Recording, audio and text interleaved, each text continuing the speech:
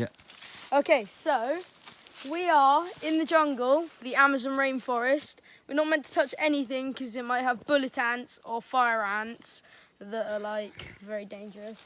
This is Hamis, our guide. James. Oh, hola, It's got an hola, James. awesome machete. It's like that long.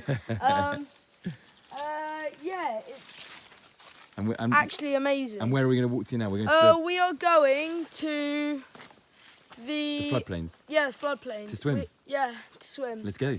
And yeah, so when it does flood here, it can come. So we're about 4 meters above sea level. So that's sort of, I don't know, 3 times the size of me. Yeah, watch out where you walk. And basically, when the water comes high, it comes about 5 meters above. It comes sort of about here.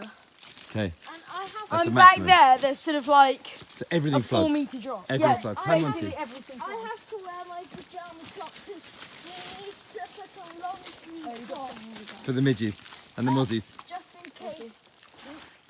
Okay, mosquitoes come and bite let's do another video when we get to the Okay, floodplain. when we shall get to the floodplains, we'll do another vid. Okay. See you in a bit. Part 2 coming soon.